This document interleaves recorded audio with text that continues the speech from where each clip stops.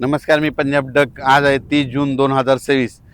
तर शेतकऱ्यासाठी एक महत्त्वाची एक अंदाज देणार आहे, कारण की ज्या भागात अद्यापही पाऊस झालेला नाही त्या शेतकऱ्याला सांगू इच्छितो की तुमच्यासाठी आनंदाची बातमी. आज 30 जूनपासून ते 8 जुलैपर्यंत तुमच्यामध्ये राज्यात सर्वत्र सगळीकडे जोराचा पाऊस पडणार आहे, म्हणून हा अंदाज लक्षात घ्यायचा. म्हणजे आज बऱ्याच भागामध्ये सांगायचं झालं तर विदर्भामध्ये 6-11 जिल्हे, वर्धा, नागपूर, भंडारा, गोंदिया, चंद्रपूर, यवतमाळ, अकोला, वाशिम, हिंगोली, अमरावती, बुलढाणा या आज मात्र बऱ्याच भागामध्ये जिथं पाऊस पडला नाही ते भागात देखील पडणार. पण 8 तारखेपर्यंत मात्र सगळीकडे पाऊस पडणार आहे, म्हणून हा अंदाज विदर्भातल्या सर्व शेतकऱ्यांना लक्षात घ्यायचा. 8 तारखेपर्यंत सगळीकडे पाऊस पडेल आणि सगळ्या विदर्भात शेतकऱ्याची पेरणी होणार आहे, म्हणून हे शेतकऱ्यांनी अंदाज लक्षात घ्यायचा. त्याच्यानंतर मराठवाड्याकडे देखील हिंगोली जिल्हा, नांदेड जिल्हा, परभणी जिल्हा, लातूर जिल्हा, धाराशिव जिल्हा, संभाजीनगर, जालना, बीड या विदर्भात परभणी आणि मराठवाड्यातल्या शेतकऱ्याला सांगू इच्छितो की आज देखील दुपारनंतर 3-4च्या नंतर मराठवाड्यामध्ये सगळ्या जिल्ह्यामध्ये जोराचा पाऊस पडणार आहे. दररोज वेगवेगळ्या भागात पडणार आहे. 8 दिवसामध्ये सगळीकडे पडून जाईल. जे वंचित राहिले ते 8 दिवसामध्ये त्या वंचित भागात देखील पाऊस पडेल आणि त्या शेतकऱ्याची पेरणी होणार आहे, म्हणून मराठवाड्यातल्या शेतकऱ्यांनी हा अंदाज लक्षात घ्यायचा. त्याच्यानंतर पश्चिम महाराष्ट्रातल्या शेतकऱ्याला सांगू इच्छितो की 8 दिवसामध्ये तुमच्या इकडं देखील जे भाग सुटलेला त्या सुटलेल्या भागात देखील पाऊस पडणार आहे, म्हणून हे अंदाज लक्षात घ्यायचा. त्याच्यानंतर उत्तर महाराष्ट्राकडं नंदुरबार जिल्हा झालं, धुळे जिल्हा झालं, जळगाव जिल्हा झालं, नाशिक, पुणे ह्या पट्ट्यातल्या सर्व शेतकऱ्याला सांगू इच्छितो तुमच्याकडे देखील म्हणजे आजच दुपारनंतर बऱ्याच ठिकाणी पाऊस जोराचा सुरुवात होणार आहे. पण 8 दिवस मात्र 8 जुलैपर्यंत मात्र खूप जोरात पाऊस पडणार आहे, म्हणून हा अंदाज लक्षात घ्यायचा. पण राज्यात मात्र ह्या 8 दिवसामध्ये काही ठिकाणी मुसळधार, कुठं अतिमुसळधार, काही ठिकाणी अतिवृष्टी होणार आहे, म्हणून हा अंदाज लक्षात घ्यायचा.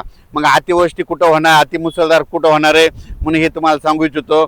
सर्वप्रथम मुंबईकरांनी हा अंदाज लक्षात घ्यायचा आणि सतर्क करायचं. मुंबईकडं म्हणजे 8 जुलैपर्यंत जोराचा पाऊस पडणार आहे, म्हणून मुंबईच्या जनतेने सतर्क राहावे.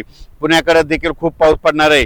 अहिल्यानगर जिल्ह्यात देखील ह्या म्हणजे 8 दिवसामध्ये अतिवृष्टी होईल, काही ठिकाणी मुसळधार पाऊस पडणार आहे. उत्तर महाराष्ट्राकडे नंदुरबार जिल्हा, नाशिक जिल्हा, जळगाव जिल्हा, धुळे जिल्हा, संभाजीनगर, त्याच्यानंतर बुलढाणा जिल्हा, अकोला जिल्हा, अमरावती ह्या पट्ट्यात मात्र अतिमुसळधार पाऊस पडणार आहे, म्हणून हा अंदाज लक्षात घ्यायचा.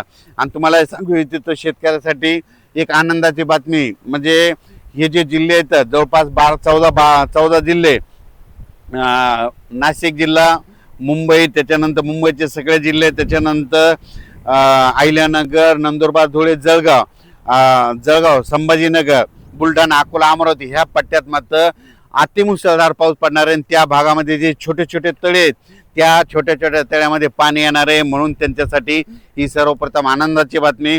त्याच्यानंतर राज्यातल्या हे जे पाऊस आहे तिकडे जर मुसळधार पाऊस पडत असला तर उर्वरित राज्यात मात्र रिमझिम कुठं जोरात कुठं पेंडोल तासा पाऊस पडणार आहे ना 8 दिवसात मात्र संपूर्ण महाराष्ट्र आपण टाकणार आहे, म्हणून हे अंदाज लक्षात घ्यायचा. ज्या शेतकऱ्याच्या शेतामध्ये जर वापसा असेल, ईदभर ओल असेल तर तुम्ही तुमच्या पेरणीचा निर्णय घ्या, कारण की 8 दिवस राज्यात चांगला जोराचा पाऊस पडणार आहे, म्हणून हे शेतकऱ्यांना लक्षात घ्यायचं. या पावसाचा विशेष आहे की कमी वेळात जास्त पाऊस पडणार आहे, म्हणून हा सर्व शेतकऱ्यांनी अंदाज लक्षात घ्यायचा. पश्चिम महाराष्ट्रातल्या शेतकऱ्याला सांगू इच्छितो बारामती झालं, सातारा जिल्हा, सोलापूर जिल्हा, सांगली जिल्हा त्या भागात देखील म्हणजे आजपासून बऱ्याच भागामध्ये पाऊस सुरू होणार आहे, म्हणून अंदाज लक्षात घ्यायचा.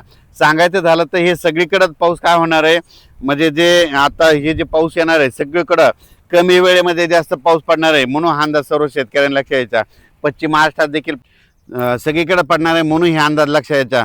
राज्यात मात्र आज 30 तारखेपासून आजच बघा म्हणजे खूप ठिकाणी पावसाला सुरुवात होईल आणि जे भाग निरंक राहिला तिथं देखील पाऊस पडणार आहे, म्हणून त्या शेतकऱ्यांनी घाबरून जाऊ नका, कारण की 8 दिवस तुमच्याकडे सगळीकडेच पाऊस पडणार आहे. सर्व शेतकऱ्याची पेरणी होणार आहे. मी म्हणलो होतो ना 10 जुलै ते 15 जुलैमध्ये जे वंचित राहिलेले सर्व शेतकऱ्याच्या पेरण्या होतील, कारण की 8 तारखेपर्यंत सगळीकडे पाऊस पडणार आहे, तोपर्यंत वापसा होतच नाही. मग सगळ्या शेतकऱ्याच्या पेरण्या 10 ते 15 मध्ये होऊन जातील, म्हणून हे सर्व शेतकऱ्यांनी लक्षात घ्यायचं. आम्ही देखील पेरलोय आणि आता तणनाशक मारणं चालू आहे. तणनाशक देखील मारणं सुरू आहे आणि आमच्या पेरण्या संपूर्ण झालेल्या जवळपास 18 एकर सोयाबीन पेरणं झालं. कापसं देखील उगवलेले पाहू शकता. आमच्या गाड्या धूळ पेरण्याचे कापसं देखील निघालेले इथं.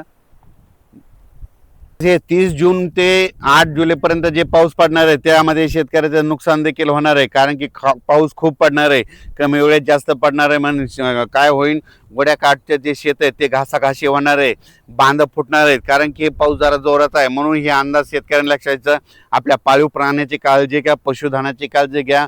झाडाखाली पाऊस चालू असताना आपली जनावरे बांधू नका, कारण की या पावसामध्ये विजेचं प्रमाण जास्त आहे, वारं देखील आहे. म्हणून हा अंदाज सर्व शेतकऱ्यांनी लक्षात घ्यायचा.